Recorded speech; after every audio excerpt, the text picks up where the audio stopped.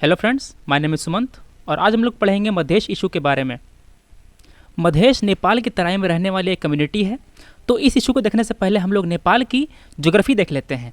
नेपाल जो है एक लैंडलॉक्ड कंट्री है जो तीन तरफ से इंडिया से घिरा हुआ है और एक तरफ से चाइना से घिरा हुआ है। आप देख सकते हैं कि ये साइड और ये साइड तीन तरफ से घिरा हुआ है इंडिया से, ईस्ट में, वेस्ट में और साउथ में। नॉर्थ में ये घिरा हुआ है तिब्बत से, जो कि चाइना का एक पार्ट है। इस मैप में आप देख सकते हैं कि ये जो पार्ट है, ये पार्ट बिहार का पार्ट है, ये जो पार्ट है, ये पार्ट है यूपी का। देखिए बरेली यहाँ पे है, लखनऊ भी यहाँ पे है, गोरखपुर यहाँ पे है, ठीक है। तो और ये पार्ट जो आप देख रहे हैं, ये पार्ट है वेस्ट बंगाल का। वेस्ट बंगाल में जो सिलीगुड़ी कॉरिडोर है, इसको हम लोग सिलीगुड़ी कॉरिडोर भी कहते हैं। ये है बांग्लादेश। तो अगर आप यहाँ से ऐसे जाएंगे, मतलब कि अगर आप इंडिया के मेन लैंड से इंडिया के नॉर्थ ईस्ट में जाएंगे तो आपको इस सिलीगुड़ी कॉरिडोर से पास करना पड़ेगा। ये इसको हम लोग चिकन स्नैक भी कहते हैं। देखिए ये ऐसा बना होता है, ठीक है। तो ये जो निकला हुआ है इसे हम लोग चिकन स्नैक भी कहते हैं। तो नेपाल के ईस्ट में है वेस्ट बंगाल और इसके जो साउथ में है बिहार और यूपी। चूँकि नेपाल एक लैंडलॉक्ड कंट्री है इसलिए इसका सी से कोई कांटेक्ट नहीं है। इसको जो नेपाल जो है हमारे इंडिया के पोर्ट्स, जो कि कलकत्ता पोर्ट है, उसको इस्तेमाल करता है माल को इंपोर्ट करने में। पहले आता है कलकत्ता पोर्ट पे, वहाँ से ये लैंड रूट के थ्रू बिहार से होते हुए ये नेपाल में प्रवेश करता है। नेपाल को अगर आप साउथ से नॉर्थ में बांटें तो आप इसको तीन भाग में बांट सकते हैं। पहला भाग है तराई, दूसरा भाग है हिल रीजन, तीसरा भाग है माउंटेन। जो नीचे वाला पार्ट है ये है तराई, इसके ऊपर है हिल और उसके ऊपर है माउंटेन रीजन। अगर आप नदियों के सिस्टम से नापें तो आप इसे ईस्ट टू वेस्ट आप डिवाइड कर सकते हैं। सबसे पहला है कोसी वाला, जो कि बिहार से होकर पास करता है, ये देखिए, ठीक है। फिर उसके आगे है गंडकी रिवर और तीसरा है करनाली रिवर। आप देख सकते हैं यहाँ पे, देखिए यहाँ पे करनाली रिवर है, यहाँ पे काली रिवर है। तो नेपाल की जो नदियाँ भी हैं वो इसको तीन भाग में डिवाइड करती हैं। नेपाल के तीन मेन रीजन तराई, हिल और माउंटेन, इनमें से हमें दो रीजन जो है वो हमारे इंटरेस्ट के हैं। सबसे पहले रीजन है तराई रीजन। तराई रीजन को हम लोग मध्य रीजन भी कहते हैं। ये जो रीजन है वो इंडियन बॉर्डर के पास शुरू होता है, जैसे कि ये है नेपाल। ये जो रीजन है ये है तराई रीजन, ये इंडियन बॉर्डर के पास शुरू होता है और ये नेपाल का साउदर्न मोस्ट पार्ट है जो कि फ्लैट है, ठीक है। ये मैदानी पार्ट है जो गंगेटिक प्लेन का पार्ट है। इसे हम लोग उत्तर तराई भी कहते हैं, आउटर तराई। आपको एक बात और बता दूं कि जो नेपाल और इंडिया के बीच की जो बाउंड्री है वो एक ओपन बाउंड्री है, ठीक है। तो इंडिया से नेपाल और नेपाल से इंडिया लोग आते जाते रहते हैं। तो इस कारण से ये जो तराई रीजन वाला क्षेत्र है वो इंडिया से काफ़ी ज़्यादा इन्फ्लुएंस्ड है। ये culturally this region is more similar to Bihar and UP than the northern region of Nepal. ये जो तराई रीजन है, तराई रीजन के स्कूल में पढ़ाई जाती है नेपाली भाषा, मगर जो जनरल कॉमन लोग हैं वो मैथिली, भोजपुरी और थारू भाषाएं बोलते हैं। अगला जो रीजन है वो है हिली रीजन। वो एक पहाड़ी इलाका है। ये रीजन जो है वो महाभारत रेंज से शुरू होता है। किस रीजन से? महाभारत रेंज से, जो लेसर हिमालय में बसा हुआ है। जो हिली रीजन है और जो तराई रीजन है उसके बीच का इलाका जो है वहाँ पे ज़्यादा पॉपुलेशन नहीं है, ठीक है। इस कारण से ये वाली पार्ट और ये वाली पार्ट, इन दोनों पार्ट के जो लोग हैं वो कल्चरली काफ़ी अलग अलग हैं, ठीक है। उनका कल्चर अलग है, उनकी भाषाएं अलग है। अब हम लोग देखेंगे कि आखिर मधेश कौन है इनमें। मधेश जो है वो नेपाल के तराई क्षेत्र में रहते हैं, इसलिए उन्हें तराईबासी नेपाली भी कहते हैं। वो नेपाल के एक इथनिक ग्रुप है जो इंडिजिनियस है, वो वहाँ का अपना ग्रुप है। ये जो मधेसी हैं वो पुराने समय में भारत के मिथिला रीजन से संबंध रखते थे। फिर उसके बाद वो लोग जो हैं वो भारत के, जैसे कि मैंने बताया कि बिहार और ईस्टर्न यूपी के जो लोग हैं उनसे काफ़ी ज़्यादा मिले जुले हैं, क्योंकि जो इंडिया का जो बॉर्डर है नेपाल से वो ओपन है। तो इस कारण से क्या होता है कि जो नेपाल के जो लोग हैं उनकी शादियां हो रखी होती हैं बॉर्डर के इस साइड। तो इसलिए हम लोग कहते हैं कि नेपाल और भारत के बीच में रोटी बेटी का रिश्ता है। और एक बात और कि जो मधेश लोग हैं उनका एक बड़ा हिस्सा नेपाल में शिक्षा हासिल करता है ओपन बॉर्डर की वजह से। और इस कारण से, चूँकि देखिए इधर है नेपाल और इधर है इंडिया। नेपाल में पहले डेमोक्रेसी नहीं थी, इंडिया में डेमोक्रेसी थी। इस कारण से ये जो तराई क्षेत्र के लोग हैं वो काफ़ी ज़्यादा पॉलिटिकली अवेयर हैं और यही कारण था कि वो लोग नेपाल का कॉन्स्टिट्यूशन प्रोमulgate करने के बाद इतनी ज़्यादा संख्या में अपने आंदोलन में सफल हुए। तो इस वीडियो में हमें डिस्कस करना है मेनली 3 इवेंट जो भी हाल फिलहाल में हुए। सबसे पहला इवेंट था कि नेपाल ने अपना कॉन्स्टिट्यूशन प्रोमुलेट किया। नेपाल ने अपना जो नया कॉन्स्टिट्यूशन है उसका लागू किया। फिर इस कॉन्स्टिट्यूशन के लागू होने के बाद जो मधेसी लोग थे, जो थेरावस लोग थे, वो काफ़ी इनसे प्रभावित हुए और उन्होंने ये कहा कि जो नया संविधान है वो हमारे हितों की रक्षा नहीं करता। इस कारण से उन्होंने संविधान के लागू होने के बाद ही एक ब्लॉकेट लगा दी। जो पाथ इंडिया को नेपाल से जोड़ती थी, जो लैंड रूट इंडिया को नेपाल से जोड़ती थी, उसको उन्होंने ब्लॉक कर दिया और इंडिया से नेपाल में जाने वाले सारी वस्तुएं रुक गई, नेपाल में नहीं जा पाई। फिर उसके बाद क्या हुआ कि जो नेपाल की का जो गवर्नमेंट था, उन्होंने ये सोचा कि हमें इंडिया से ये जो डिपेंडेंस है उसको कम करना चाहिए। तो वो लोग चाइना की ओर बढ़े। चाइना ने उन्हें एक रेलवे लिंक देने का वादा किया जो नेपाल को चाइना से जोड़ता, ठीक है। और इसके बाद होता क्या कि जो गुड्स इंडिया से होकर के आती थी वो चाइना से होकर के आएंगी। तो एक तरह से नेपाल के जो लीडर्स हैं उन्होंने एक प्रो चाइना कार्ड खेला। सबसे पहले हमें देखना है नेपाल के नए संविधान के बारे में। सितंबर 2015 में नेपाल ने अपना 5वां संविधान अडॉप्ट किया। इस संविधान ने नेपाल को 7 फेडरल प्रोविंसेस में बांटा, 7 स्टेट्स में बांटा। इस संविधान ने यह कहा कि नेपाल एक सेकुलर कंट्री है, यहाँ पे कोई नेशनल रिलीजन नहीं है। फिर इस संविधान ने धर्म परिवर्तन को इलीगल करार दिया, मतलब कि अगर आप कोई धर्म परिवर्तन करते हैं तो वो इलीगल होगा। क्यों किया गया? क्योंकि वहाँ के जो लो कास्ट ग्रुप थे वो क्रिश्चियनिटी की ओर जा रहे थे, वो लोग अपना धर्म परिवर्तन कर रहे थे। फिर इसके बाद उन्होंने lesbians, gauge, bisexual and transgenders community के राइट को प्रोटेक्ट किया। उन्होंने इस संविधान ने ये कहा कि नेपाल सरकार उन्हें डिस्क्रिमिनेट नहीं करेगी। ये जो प्रोविज़न था ये इंडिया से काफ़ी अच्छा प्रोविज़न है। हमारे यहाँ इन कम्युनिटीज़ को लीगल रिकॉग्निशन नहीं दी गई है। इसके अलावा गाय को कहा गया नेशनल एनिमल और रोहिडेंड्रॉन को कहा गया नेशनल फ्लावर। फिर नेपाल के संविधान ने डेथ पेनल्टी को रिजेक्ट कर दिया, वहाँ पे अब कैपिटल पनिशमेंट अलाउ नहीं होगी। फिर इसके बाद उन्होंने सोशल एंड इकोनॉमिक राइट्स को फंडामेंटल राइट्स कहा और इसके बाद उन्होंने ये कहा कि जो नेपाल की जो कॉन्स्टिट्यूशन असेंबली है, जो संविधान सभा है वहाँ की, वो 2 साल और 4 महीने तक आसानी से इस संविधान को अमेंड कर सकती है ताकि जितने भी डिसकंटेंट उठे उस देश में उसको एड्रेस किया जा सके। इस संविधान के लागू होने के बाद ही जो मधेश लोग थे उन्होंने प्रोटेस्ट करना आरंभ कर दिया। क्यों किया? क्योंकि वो लोग ये कह रहे थे कि उनके साथ इनजस्टिस की गई है। क्यों? अब हम लोग समझते हैं। देखिए, संविधान ने नेपाल को 7 प्रोविंसेस में बांटा था, ठीक है। इन्होंने ये किया कि 2 + 5 हो गया टोटल 7। जो मधेश लोग थे उनको इस 5 प्रोविंसेस में डिवाइड कर दिया। ये नहीं कि ये 2 इलाके होंगे जो मधेश से, मतलब यहाँ पे मधेश मेजोरिटी में होंगे, ये नहीं किया गया। 5 इलाकों में मधेश को बांटा गया। जिस तरह से 1905 में ब्रिटेन ने हमारे यहाँ बंगाल का पार्टीशन किया था ताकि बंगाल को लैंग्वेज के आधार पर और धर्म के आधार पर बांटा जाए, उसी तरह का हिसाब किताब यहाँ भी हुआ। मधेश को उन्होंने 5 प्रोविंसेस में बांटा और इससे बड़ी बात यह की गई कि जो तराई की जो कॉन्स्टिट्यूंसीज हैं उनको पॉपुलेशन के आधार पर डिलिनेट नहीं किया गया। जैसे कि आप देखिए कि यूपी में 80 लोकसभा सीटें हैं, ठीक है, और सिक्किम में उससे कम है। क्यों? क्योंकि यूपी का पॉपुलेशन सिक्किम के पॉपुलेशन से ज़्यादा है ना। तो इस कारण से अगर देखें तो जो तराई क्षेत्र थे इनको ज़्यादा सीटें मिलनी चाहिए थी, मगर ऐसा नहीं हुआ। क्यों? क्योंकि पॉपुलेशन के आधार पर वो उसको डिवाइड नहीं किया गया था। तो इस कारण से जो मधेसी थे वो लोग काफ़ी शुद्ध थे, वो काफ़ी परेशान थे। फिर उसके बाद एक सिटीजनशिप नॉर्म था जो ये कहता था कि जो भी नेपाली माताएं जो विदेशी नागरिकों से मैरिड हैं उनके बच्चे को नेपाली सिटीजनशिप नहीं दी जाएगी। तो ये जो था ये मधेश लोगों पे करारा प्रहार था। क्यों? क्योंकि देखिए, अभी मैंने क्या बताया था कि इंडिया और नेपाल का जो बॉर्डर था वो ओपन बॉर्डर है।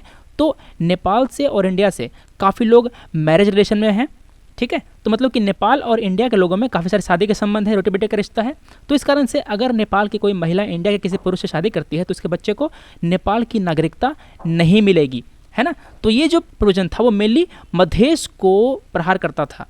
तो इस कारण से ये जो मधेश लोग थे वो काफ़ी इस संविधान से निराश थे और वो ये चाहते थे कि इन सारे प्रोविजन को अमेंड किया जाए और उनके राइट्स को सिक्योर किया जाए। तो नेपाल का संविधान लागू होने के बाद भारत ने इतना कोई ज़्यादा उत्सुकता नहीं दिखाई। उन्होंने बस ये कहा कि हम ये चाहते हैं कि नेपाल जो मधेश के जो एस्पिरेशंस हैं उनको एड्रेस करें। मगर जो नेपाल की सरकार थी उन्होंने मधेसी लोगों के और इंडियन गवर्नमेंट के जो कंसर्न्स थे उनको एड्रेस नहीं किया। इस कारण से मधेसी लोगों ने एक ब्लॉकेड लगा दिया, इंडिया से नेपाल की तरफ जा रहे जो रास्ते थे उनको ब्लॉक कर दिया। इस कारण क्या हुआ, इस कारण से जो हिली रीजन थे नेपाल के उनमें गुड्स की काफ़ी ज़्यादा शॉर्टेज हो गए, पेट्रोल नहीं मिलने लगा, ठीक है, मेडिसिन नहीं मिलने लगी। जो रक्सौल बिरगंज ब्रिज था, रक्सौल है बिहार में और बिरगंज है नेपाल में, तो ये जो ब्रिज था इसको जाम कर दिया गया, इस कारण से परेशानियां हुई। तो ये जो इवेंट था इसे कहा जाता है 2015 नेपाल ब्लॉकेड। ये किसके द्वारा किया गया था, यह किया गया था नेपाल के मधेसी जनता द्वारा। ये भारत सरकार द्वारा लागू ब्लॉकेड नहीं था।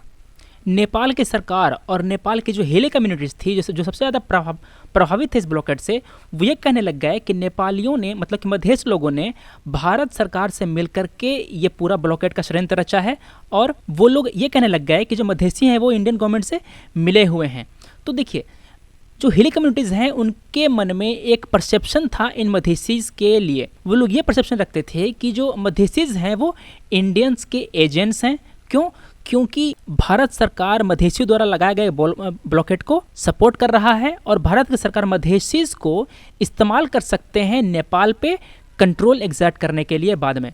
उन्होंने ये भी कहा कि जो मधेश लोग हैं उनकी लॉयल्टी इंडिया की तरफ है, वो लोग नेपाल की तरफ लॉयल्टी नहीं रखते। क्यों? क्योंकि उनकी जो बेटी वगैरह थी वो इंडिया में ब्याही हुई थी और भारत से काफ़ी सारे लोग जाकर के नेपाल के तराई इलाके में बसे हुए थे। वैसे तो तराई के लोग के भी मतलब काफ़ी सारे लोग आकर के इंडिया में बसे हुए हैं, मगर रियलिटी क्या थी? रियलिटी ये है कि जो मधेसीज़ हैं वो नेपाल की इंडिजिनस कम्युनिटी है, वो भारत के कोई लोग नहीं है, वो नेपाल के ही लोग हैं। वहाँ पे दो कम्युनिटी है, एक कम्युनिटी है थारू, दूसरी है मधेसीज़। इन दोनों ने मिलकर ही ये ब्लॉकेड किया हुआ था। अब हमें देखना है कि इस ब्लॉकेड के पीछे आखिर कारण क्या था। क्या केवल नेपाल का संविधान ही कारण था या कुछ और भी कारण था? देखिए, नेपाल का संविधान तो जो है तत्कालिक कारण था। इसके अलावा जो कारण थे वो काफ़ी पहले से चले आ रहे हैं। वो कारण अब हम देखते हैं। नेपाल की जो सरकार है वो अपर कास्ट द्वारा डोमिनेटेड है। ये जो अपर कास्ट हैं वो हिली रीजन से बिलोंग करते हैं। जो मधेसीज़ हैं उनका रिप्रेजेंटेशन गवर्नमेंट में और जो डिपार्टमेंट्स हैं, गवर्नमेंट डिपार्टमेंट्स हैं नेपाल के, उनमें काफ़ी कम है। ठीक है, जो मधेसीज़ हैं उनको एक इंडियन की तरह देखा जाता है, इंडियन के एजेंट की तरह देखा जाता है। उनकी लॉयल्टी को नेपाल में क्वेश्चन किया जाता है। चूँकि मधेसीज़ और थारूस दोनों सरकार में और गवर्नमेंट जॉब में अंडर रिप्रेजेंटेड हैं, इसलिए उनकी economic, social and development condition काफ़ी अच्छी नहीं है। वो लोग बिलो एवरेज माने जाते हैं नेपाल में उनकी कंडीशन। तो देखिए, ये जो ब्लॉकेड था वो केवल संविधान के खिलाफ नहीं था, वो इन हिली रीजन के जो अपर कास्ट हैं इनके विरोध में भी था। अब चूंकि ये ब्लॉकेड हो गया तो जो वहाँ के हिली रीजन के लोग थे वो काफ़ी प्रभावित हुए। तो उन्होंने ये कहना शुरू किया कि इंडिया के जो लोग हैं, इंडिया के जो गवर्नमेंट है वो हमें हैंड ट्विस्ट कर रही है, हमें ब्लॉकेड करके, हमारा इकोनॉमिक ब्लॉकेड करके वो हमसे काम निकलवाना चाहती है, हमारे जो संविधान है उसमें इंटरफेयर करना चाहती है। नेपाल की जो गवर्नमेंट है उन्होंने इस पॉपुलिस्ट परसेप्शन का सपोर्ट किया। क्यों? क्योंकि देखिए, नेपाल की जो गवर्नमेंट है वो काफ़ी ज़्यादा तौर पर फंक्शनल नहीं है, वहाँ पे काफ़ी सारे डिस्प्यूट्स हैं। अभी जो पीएम है वो है कमल दहल प्रचंड। इसके जो पहले पीएम थे वो थे ओली। तो वहाँ पे नेपाल में कोई स्टेबल गवर्नमेंट नहीं है। वो लोग बस ये चाहते हैं कि नेपाल में एंटी इंडिया परसेप्शंस फैला करके वहाँ के नेपाली लोग हैं उनसे वोट वसूल किए जाएं। सरकार वहाँ की अपनी जो कमियां हैं उसको छिपाने के लिए, अपनी कमजोरियां और अपनी असफलताएं छिपाने के लिए वो लोग एंटी इंडिया नारे लगाते हैं और वहाँ के लोगों से वोट लेते हैं। तो ये जो मधेसी का जो ब्लॉकेड था वो काफ़ी दिनों तक चला, करीब 4 महीने से ज़्यादा का चला। तो इसी बीच जो नेपाली इकोनॉमी थी वो काफ़ी ज़्यादा प्रभावित हुई और वहाँ पे जो गुड्स की सप्लाई थी वो काफ़ी कम हो गई। तो इसके बाद जो नेपाल गवर्नमेंट है उन्होंने ये सोचा कि हमें अब इंडिया पर से अपना डिपेंडेंस कम करना होगा। तो देखिए, इंडिया को सब्स्टिट्यूट कौन करेगा? चूँकि इंडिया के चारों तरफ केवल 2 ही देश हैं, ये 3 तरफ से है इंडिया, और जो नेपाल की जो ईस्टर्न साइड, जो नॉर्थन साइड है उसमें है चाइना। तो अगर हम इंडिया का डिपेंडेंस कम करना चाहते हैं तो हमें चाइना की तरफ हाथ बढ़ाना होगा। अब देखिए, नेपाल है हिमालय के इस साइड और चाइना है हिमालय के उस साइड, है ना। तो नेपाल के जो पीएम है वो गए चाइना, उन्होंने वहाँ पे जाकर के 10 एग्रीमेंट साइन किए। उस एग्रीमेंट में से एक एग्रीमेंट ये भी था कि एक रेलवे लाइन बिछाई जाएगी जो चाइना को नेपाल से जोड़ेगी। अब ये जो रेलवे थी वो हिमालय से होते हुए आएगी और जो भी गुड्स होंगे वो चाइना से नेपाल में इंपोर्ट होंगे। तो देखिए, फ़ायदा क्या होगा? चाइना को सबसे बड़ा फायदा क्या है? अगर नेपाल का डिपेंडेंस इंडिया से घटेगा तो चाइना का रोल नेपाल में और बढ़ेगा, चाइना का इन्फ्लुएंस नेपाल में और बढ़ेगा। कोई भी स्ट्रॉन्ग कंट्री ये चाहता है कि उसके चारों तरफ वहाँ पे कोई और बड़ा देश न पनपने पाए। तो चाइना का भी यही इंटेंशन है कि इसके चारों तरफ कौन कौन से बड़े बड़े देश हैं। सबसे पहला है जापान, जो इस साइड है ना, साउथ चाइना सी में है। दूसरा देश है इधर है इंडिया, और उसकी जो नॉर्दर्न साइड है वहाँ पे है रशिया। तो देखिए चाइना और रशिया का तो बॉन्ड बढ़िया चल रहा है ना। बच गए जापान और इंडिया। तो जो चाइना है उनका इन देशों के प्रति काफ़ी ज़्यादा अच्छा रुख नहीं है। वो ये चाहता है कि इन दोनों देशों को कमज़ोर किया जाए। तो देखिए इसी कारण से श्रीलंका के साथ, बांग्लादेश के साथ और अभी नेपाल के साथ काफ़ी ज़्यादा इन्वेस्टमेंट कर रहा है चाइना इन देशों में। और पाकिस्तान तो खैर पहले से ही उसका काफ़ी ज़्यादा मतलब काफ़ी अच्छा दोस्त रहा है चाइना का। तो अभी हमने देखा कि नेपाल की चाइना के साथ जो दोस्ती है वो काफ़ी बढ़ रही है। उन्होंने कनेक्टिविटी और सिक्योरिटी को इम्प्रूव करने के लिए काफ़ी सारे एग्रीमेंट साइन किए हैं। तो अब सवाल ये उठता है कि क्या इंडिया को इन सब एग्रीमेंट से प्रभावित होना चाहिए? क्या इंडिया को अब नेपाल से ज़्यादा कठोरता से पेश आना चाहिए? हमें ऐसा नहीं करना चाहिए। क्यों? क्योंकि देखिए होता क्या है कि जब भी नेपाल में ऐसी परिस्थितियाँ आती हैं जहाँ पर इंडिया की ओर से कोई प्रेशर डाला जाता है तो वो चाइना की ओर रुख करता है। वो लोग एक चाइना को एक अल्टरनेटिव के तौर पर देखते हैं इंडिया का। तो ये जो काम है जो चाइना को एक अल्टरनेटिव के रूप में देखने का, ये एक रेगुलर एक्सरसाइज है वहाँ नेपाल की सरकार द्वारा।